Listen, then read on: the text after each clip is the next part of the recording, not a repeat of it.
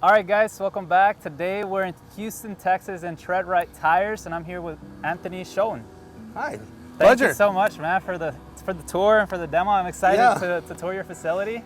Yeah, we love to have folks out. You know, we've got a great operation here. It's the most sustainable tire on the market in the U.S., especially for the light truck folks. So we're happy to have you. Thank you, man. Thank you. All right, well, let's go in and check it out. All right. Come on in. Thank you.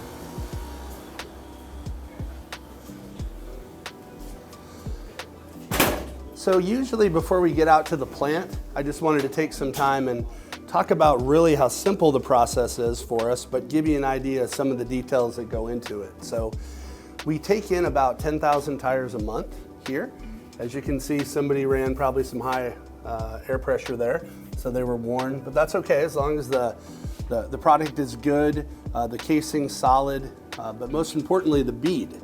Because this is the only thing that we don't actually remanufacture. This is usually what your rim sits on.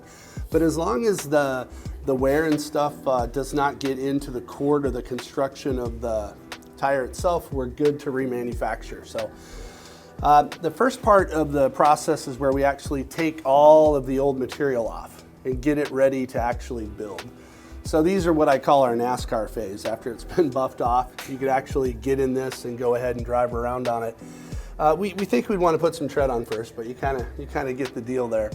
So, you know, from here to here is what people kind of always consider that traditional retreading model. You know, when they're seeing buffing and then they glue the tread on with different tread patterns that are actually molded. So our process is a little bit different. That's why they call it mold cure versus pre-cure, because the next phases are actually new tire processes. If you look at what we do here, this rubber is extruded on.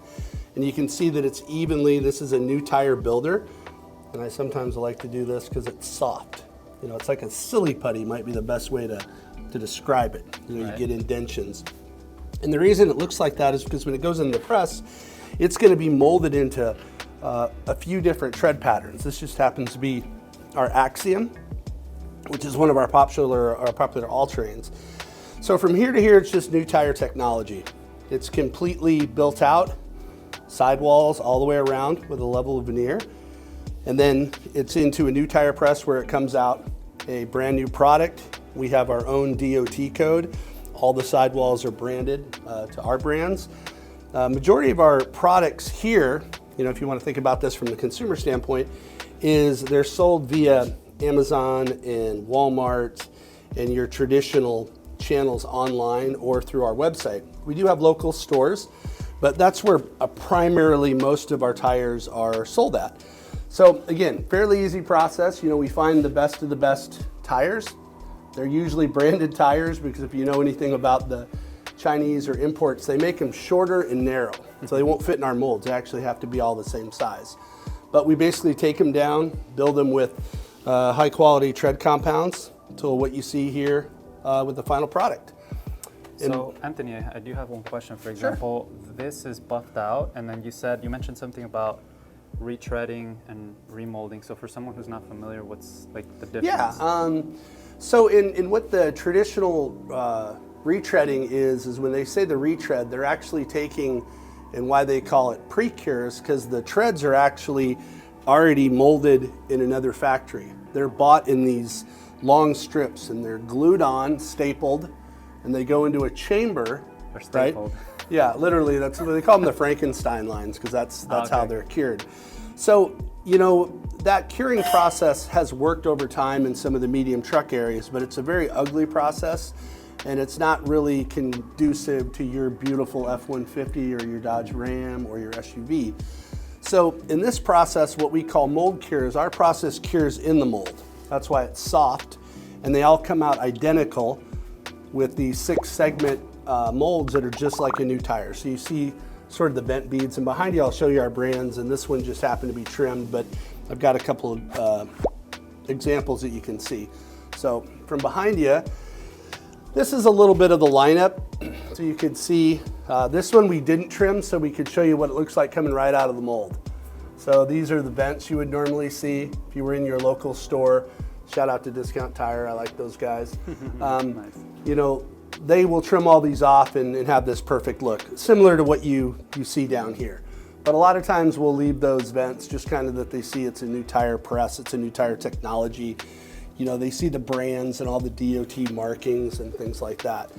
So when a lot of people think about it, I don't think they get through the website far enough to actually look that it's a new tire construction, it's a new DOT, it's newly branded. And for some of you off-road enthusiasts, this is probably one of the real features, is that because we have to rebrand the sidewall with this layer of veneer that you saw up here, our sidewalls tend to be a little stiffer and they're a little tougher to mount. So your installer is going to say, hey, that thing was a little heavier, it was a little stiffer, and that's because the same amount of tread is on the tread portion, but the sidewall has an extra maybe 1/16 of an inch of veneer. Just makes it a little stiffer. But the sidewalls are also less puncture resistant if you're out in West Texas driving through some of that gnarly terrain. So, all right, so pretty much in summary, we are taking used tires, or what is it called? We call them casings, but you're right, that's exactly what it is. When you take your light truck tire to come in, rather than this going into a landfill or a lake or a stream, or it's expensive to recycle, so a lot of people throw them out. We let people bring them in here for free, families that they have them. We'll recycle them, sometimes we rebuild them, or we'll get them in a safe spot that the actual comes into crumb rubber. They might end up in a football field or your local park. Exactly. So, you know, first and foremost, we are a tire manufacturing company, but it's a green tire, it's sustainable, it's American made, and it's got a lot of cool features for a small company down here in Houston, Texas. All right, well, let's go and and it seems to be here that you guys also sell to the public. So this is a factory and you guys install, or is it just? Yes, no, this is actually our retail store. So we've got customers in here getting tires on their vehicle today, as a matter of fact. So, and this is our customer service team and sales team that works out of the front area. And then manufacturing, engineering, finance, and all of those folks, we hide ourselves, we're kind of in the back. Absolutely, I get it. All right. Well, let's go into the let's find out, as they say, how the sausage is made. I think you guys are going to like this. All right, so I see here you guys got this truck you guys are working on. Yeah, this is our install area. We get usually a vehicle about every hour, hour and a half. We try to schedule them. We've got partners in Houston where a lot of times we don't have the 8-9 bays as some of the larger ones have. Right. But when folks need something to get put on, there's usually 1 or 2 vehicles in here every day. Okay, so it seems to be this is the only bay you guys got at this time, right? Yeah, and we have another one on the side that we will use for installations as well. We can bring this further back. As you can see, we can do up to 3 vehicles in this segment. Okay. But due to our market, there's usually 1 or 2 in here a day. And this happens to be the shipping team, so they're sending tires out from Walmart orders or any of our e-commerce business. All right, that's awesome, man. Yeah. So I saw the 50, or what is it, 20-foot FedEx truck outside. So typically you guys have a... yeah, they'll send out, you know, maybe 500-600 tires a day. Okay. Which is about a plant capacity that we have. Okay. So we have a couple warehouses around the country. This happens to be the one that we sort and pull out of for e-commerce, but we also have those retail customers in Dallas and Oklahoma. Nice. So we'll take you over to the first stop. So as you can see, these are all the tires that come in. We do a lot of BFG. You can see we do a lot of Toyo. We do a lot of Michelin. And again, the reason are is because those tires are made to a specification. They're the right widths and they're the right heights. Okay. And it starts here. So all of our barcoding technology that tells us what's going into manufacturing, DOT codes, it all starts at the NDT machine.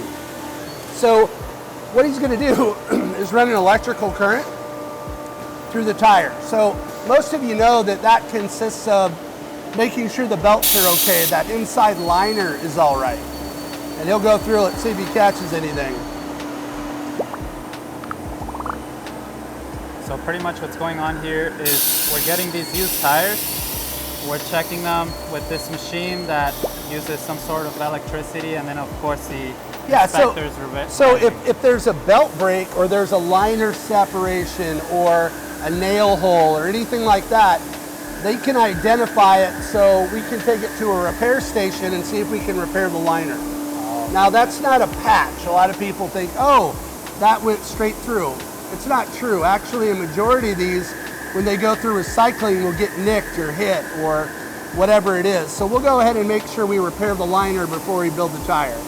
So nothing can go out unless we completely verify the integrity of the casing on the inside of that. Okay. And then when they take off all of the rubber, we'll also look at the outside to make sure that it's conducive to manufacturing. So it's one of the most simple of our processes, but I think it's the most important because the safety and the analytics of what we're doing with the product, we've got to go through a barcode. So he has found something. If you notice when he stopped, he marked it.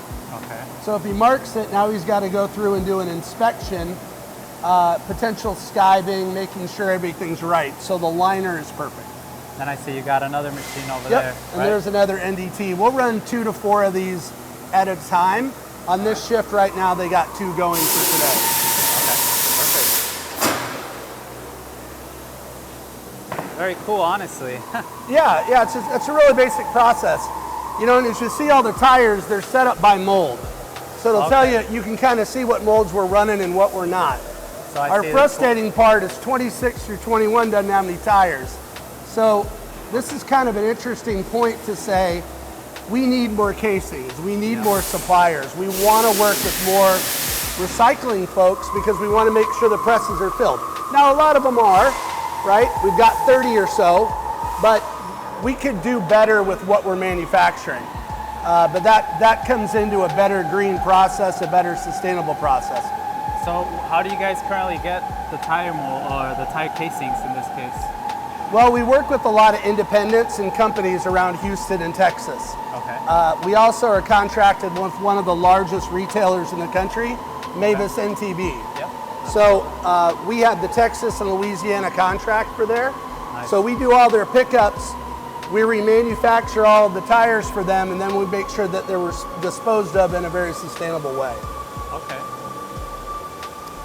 Now the next process is the only one that I consider when people like to say retreading or commercial products, is our buffing is very similar, but a little bit different.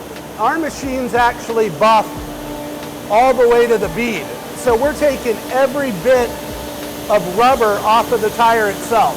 And we're doing it automated, so it's down to almost a 64th of an inch accuracy. So everything is automated at TreadRight.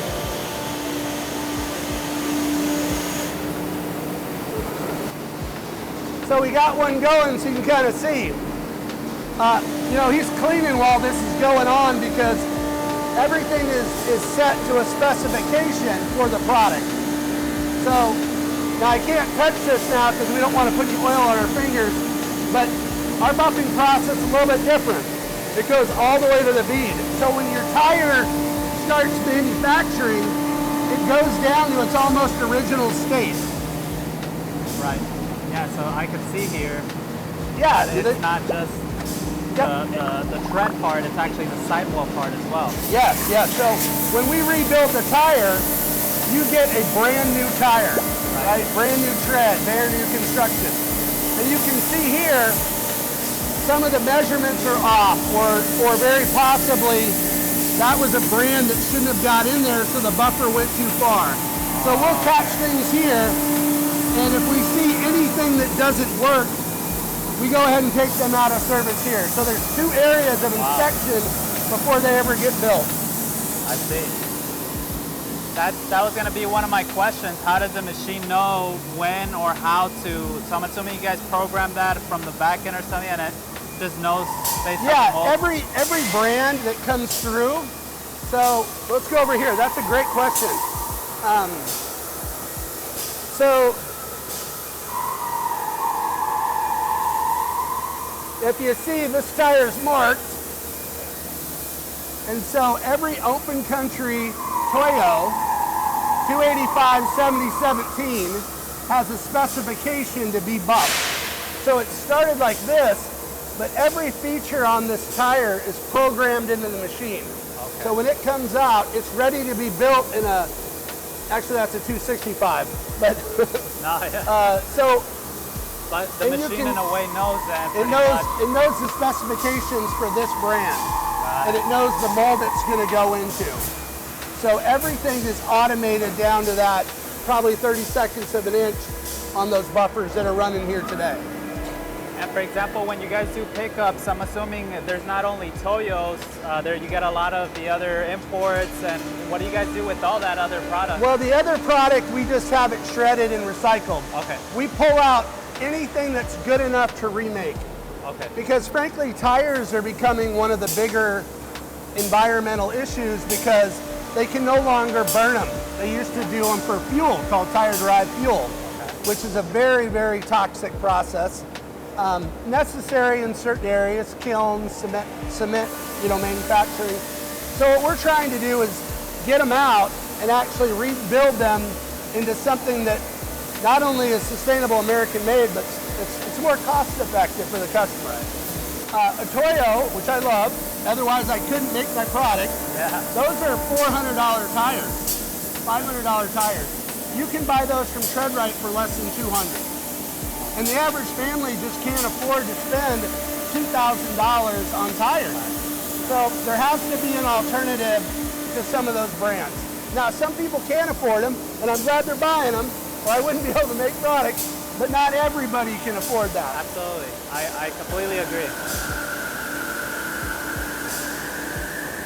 So the next part of the process is we've had to build these machines specifically for what we do. So come around. And this is just perfect timing, right? As you can see, it's a soft silly putty. It's going to be built in layers, and it's extruded on the tire. There's no glue. It's not going into a chamber. It's going to go into an identical press. And that's why every tire that you get is exactly the same size, exactly the same specifications. And again, everything in our factory is automated. So everything, as you can see, that's running at 34, 21, 30 seconds. So, and I see that it's like almost like 3D printing the rubber into the casing, right? Yes. And this is something, the technology itself is not new, but the application that we're using it for is new. Tires have just gotten to a point where they're just not affordable for everybody at certain rates. But you can get a 35, 12.5, 20 that doesn't cost $500. It might cost $200 or $195. But this gives you an idea. It's running at 35, so that's a 35-inch tire. Okay. There's a little bit of shrinkage and move, so you can see the start on the buff versus the mid and then the final product itself. And it's great because a lot of this, if you think back in the 80s, it was a manual process. They're still trying to glue tread on. I've been actually Mr. Diaz over here, look, he's relaxed. He's dead. He's got the machine doing the work. He just got to make sure it's right. You got to make sure the programs are right. And I see you got the belts over there for different sizing of tires. I'm familiar with those from like tire inspectors. Sometimes they're costly. Yeah, the air checkers. So this is a 20-inch, but we have 16s, 17s, 18s, different wheel dimensions. Exactly. So all they have to do is change the wheel, and then the build is perfect. Okay. Then it expands, inflates the tire, and makes sure everything's looking good. So now, the last part of the process before I show you the builds, they just happen to be here, is before we send anything out the door. Okay. So right now you're seeing this is a manufactured Axiom. 275, 55, 20. Yep, really popular SUV tire. Beautiful, right? Brand new. Now there's one thing that I don't know yet. We checked the outside, we checked the liner, we've done everything right. Yep. This tire should be perfect. It's ready to go. It's been balanced within 4 ounces. Okay. Which we'll show you the balancers over here. But what we realized the last couple of years was that tire that we had in an accident. Okay. Did it come off a wrecked vehicle? Did somebody hit a curb? We don't know. So what we do now is we x-ray the tire. because we've got everything on the outside, but we have to make sure that we go ahead and take a look at the inside. And so this area is where he's looking for imperfections in the belt packages that are not visible to the naked eye. Wow. So these pieces of equipment are what really separate us from a lot of the other folks in the industry, because we're building the specifications, we're x-raying the tires, we're balancing all of the product twice during the process to make sure that it comes out good. Or you wouldn't be able to sell them through Walmart channels or Amazon. They wouldn't let you. The next phase that we'd like to go to with this is actually retail stores, you know, and get a little bit more breadth of that. So for example, just to make, okay, so this is where the next part is, right? Where we left off? Yeah, so. And I see, wow. So yeah, this is just soft. So when I refer to it as Siliputty, when he extrudes it, it's warm. And then this is really fun. Yeah. This is balancing weight. A lot of people, this is a little bit of our secret sauce. So when they're built, there's still imperfections, right? It's just the way tires are. So rather than put weights on wheels, we add rubber. Wow. How creative. Yeah.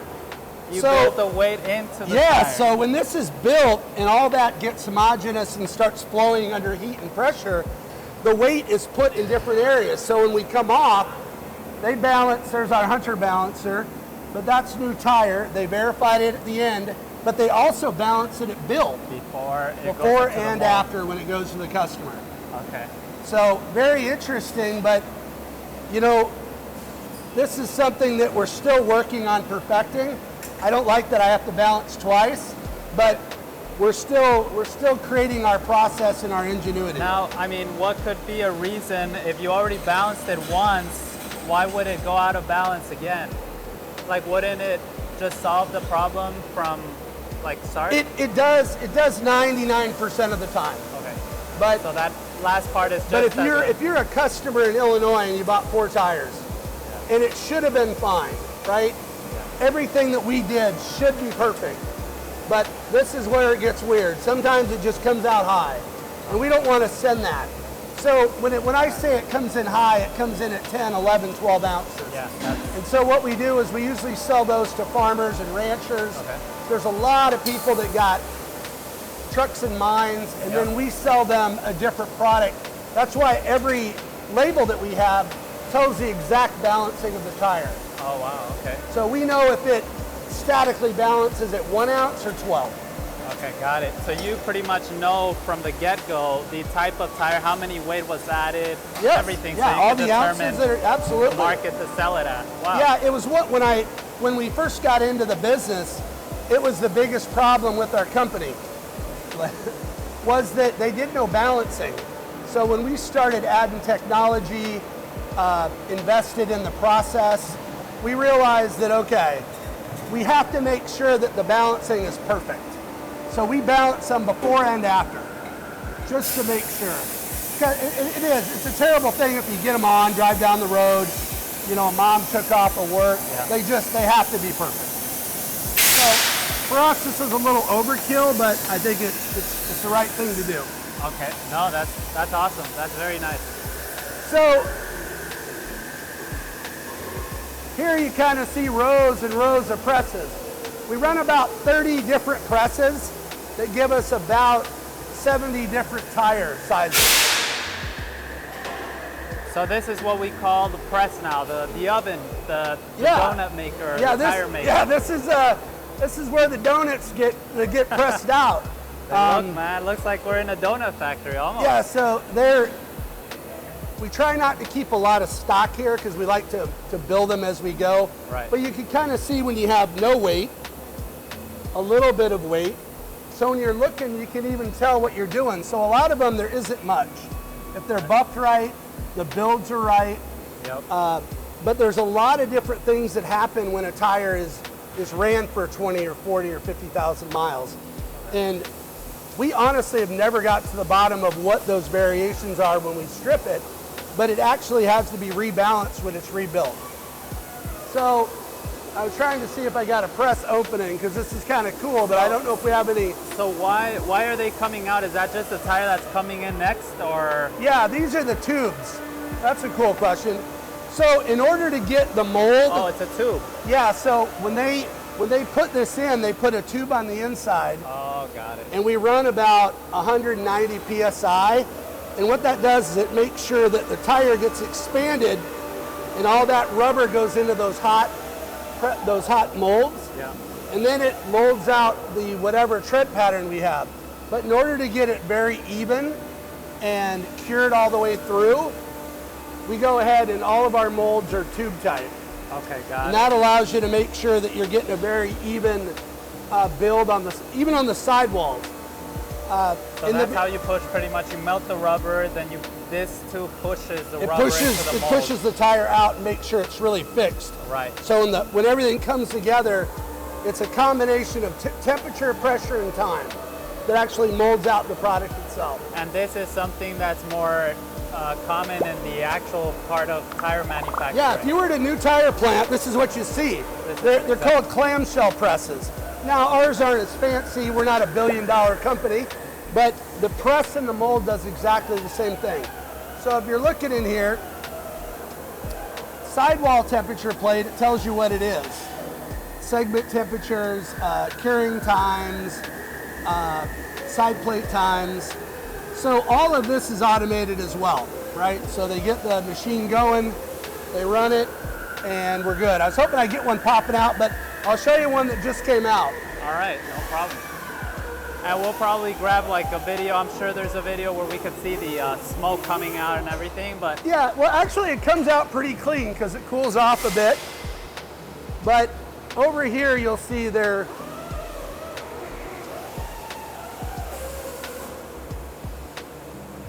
So feel that, feel these two.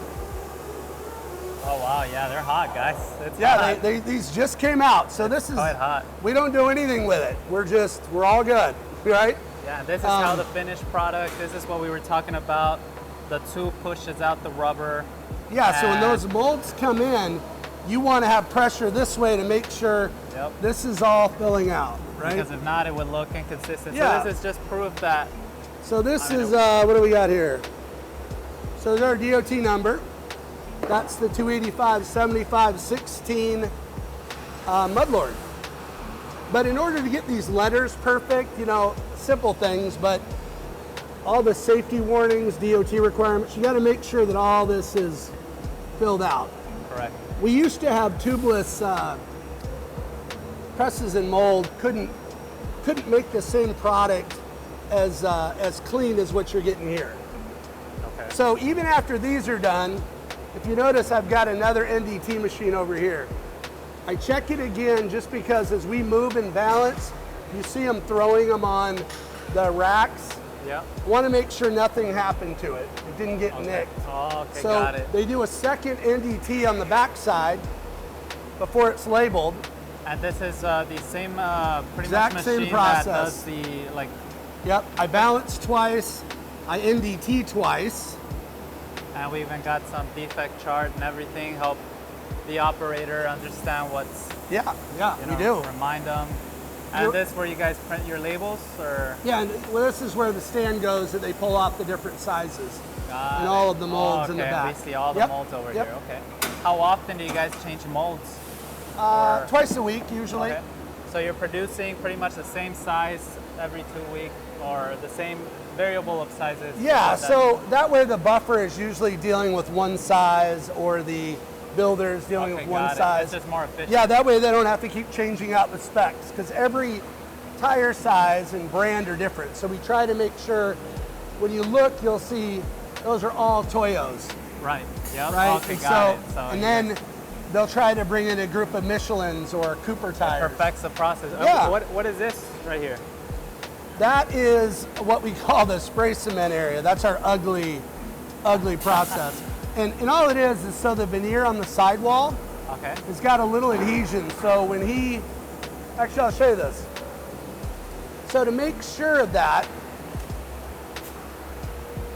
they usually get a little layer, and it's even hard to see once it's on here. I see it. Yep. And so it's tacky. Yep. And so that way when he puts the veneer, it holds. I can't touch that because Right. no oils, but yeah, then he does the veneer and then it goes to the builder. Got it. But it's a very thin layer, which does all the markings that you saw. Yep, so it's, okay, yeah, you got to think of all those little things in order to get the finished product.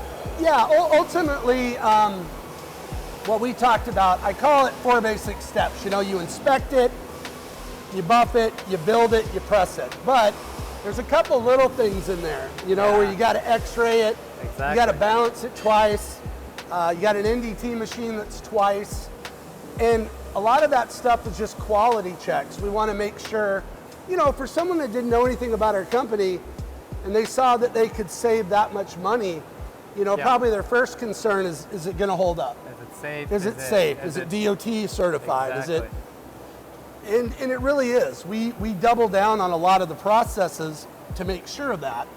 And that's why we try to have folks like you out here that can, you know, take a peek for your listeners and viewers and find out, hey, you know, and I tell people, I'm not necessarily trying to promote mine because I also know that Firestone makes a great product. Right, exactly. Right, I know that I worked at Goodyear for 4 or 5 years. Rich Kramer, their CEO, is a great guy and he makes a great product. And I need them to keep making them, but sometimes there's people that just can't afford that. So they would be forced to buy a Chinese tire, an import tire, a Taiwanese tire, due to the globalization. But the reality is our product's even a little less expensive than that. You could support all our jobs, our company, still support Goodyear and the rest of these localized companies, and keep it a little more, you know, I like to say, focused in our world. You know, I'm not going to get into the politics of it, but I do want to say that there is some value to here. There's a lot of great people here that make this happen. And there's a lot of people that need a product that's American made and has warranties and value, but it's just got to cost a little less, and that's where we try to fill that gap. And so, for example, most of our viewers are actually tire wholesaler owners, like regional small wholesalers, tire shop owners. Yeah. So this is going to be a video maybe for them to consider eventually bringing a product like this to their lineup. Is that something you guys do right now? We do it. We do it on a smaller scale because, you know, it's harder for me to give somebody 1,000 tires a day when the plant makes 500 tires a day, right? I make 10,000 a month. But small retailers, especially Texas, we can, you know, especially the Houston market and some of those areas, we would be really effective for their businesses. And we do that. We have hundreds of small shops that buy 20 at a time, and that's okay.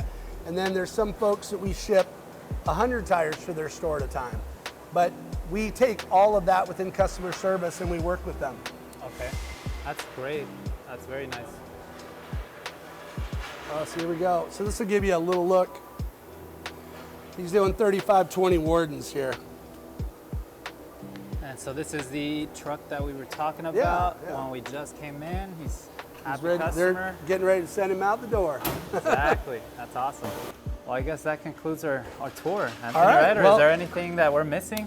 No, I think you know, all I would say is that if you're in the market for a good all-terrain tire in that sort of truck segment, I would take a look at treadrighttires.com or come down and see us in Houston. Are there any words of inspiration for those wanting to start their own business, maybe in the tire industry, that you could share? Yeah, I think it's a good market. You know, I think it's a good independent business for those folks. I think it has a lot of opportunity for them because, you know, a lot of the stores I mentioned and some of them that I like working with, they're very high end and there's a market for that. But I think there's a value market that's been missed for a long time where people need a little better price, a little better service, and some quality that matches that. And I think this is something we can do, and I think it's something they'll be successful doing. All right. No, again, Anthony, thank you so much. All right. I appreciate it, man.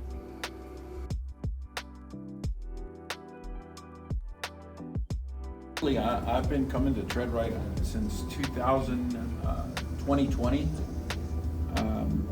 I found them on the internet, decided to get a set of tires. It's been 3 years on my F-150, and it was time for a set of tires going nearly 30,000 miles, all terrain. It was based here in Houston. It's American made. So I went ahead and today, it's 3 years now, 30,000 miles, and I'm getting another set. I was very pleased with the life. There's still life in my tires, but I like having a new set of tread on there, especially since deer season's coming. I also have a 2017 Lincoln Navigator that I put some on. It's not quiet. It's a little louder tire than what you can get, but for the price and for the durability, I decided to go with Tread Right. And last but not least, I had a client that needed a set of tires in Corpus, and he saw my F-150. He says, I love these tires. And I said, I'll get you a set. So I bought him a set, sent them to Corpus, and he mounted them, and he's ecstatic. It was basically 50% of what retail market is on these size tires. LT35s are no joke. They're expensive. And we're being free and careful with the environment. You know, you're reusing something that needs to be put back in the environment. How did you say you found them online? I just started searching. I started searching for prices. I went into the LT35 size tire that I needed, and it just popped up in the Google search. And then I started reading, and I noticed that the manufacturer was based here in Houston. So I went ahead and I said, you know what, I want to come see this place. I live here. I've got 23 years experience in the car business. I've worked at every manufacturer from Honda, Lexus, Toyota, Volkswagen, Porsche, Mercedes-Benz, and my last employer was Aston Martin. I was the service director here at Aston Martin, Houston, and I have a lot of experience certified in the service end, not sales, in service, of understanding what it takes and what it's needed to meet these high expectations of customers. Customers want something that's going to last long. It's going to be priced fairly.